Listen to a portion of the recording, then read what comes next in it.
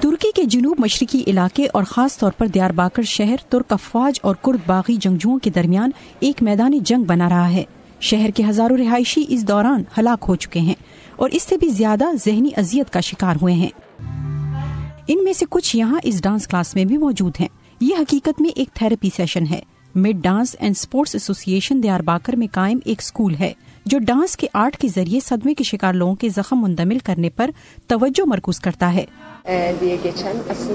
یہ پروجیکٹ اس لحاظ سے اہم ہے کہ جو کچھ بھی اب یادداشت میں نہیں یا جن باتوں کا اظہار زبان سے نہیں کیا گیا جسمانی حرکات کے ذریعے باہر آئے گا۔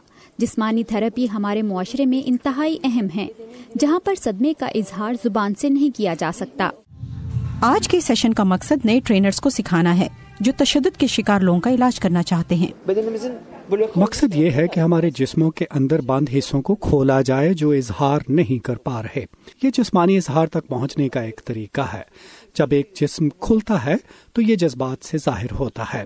یہ صرف جسمانی آرام کا ہی ایک ذریعہ نہیں بلکہ علاج بھی ہے، بلکہ ایسے ہی جیسے ہم اپنی زبان سے بات کرتے ہیں اسی طرح ہمارے جسموں کی بات کرنے کا ایک طریقہ ہے۔ ہمارے جسم مسلسل بولتے ہیں۔ اسکول کے مینیجر کمال اسد کا کہنا ہے کہ تھراپی گروپ گھریلو تشدد کے متاثرین اور بدسلوکی کے شکار معمر افراد اور بچوں کی بھی مدد کر سکتے ہیں۔ یہ تربیت حاصل کرنے کے بعد ہم تخلیقی حرکات اور رقص کو آرٹ تھراپی کے طور پر استعمال کر سکتے ہیں، اور اس پروگرام کو تمام ہسپتالوں میں کینسر کے مریضوں اور سرکاری اسکولوں میں خصوصی ضروریات کے حامل بچوں کے لیے بھی چلایا جا سکتا ہے۔ اس سیشن کو مکمل کرنے کے بعد مستقبل کے ٹرینرز مستند تھراپسٹ بن سکتے ہیں۔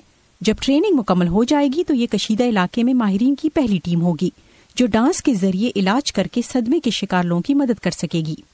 محمود برزسلان کی رپورٹ کے ساتھ نیلوفر مغل، اردو VOA۔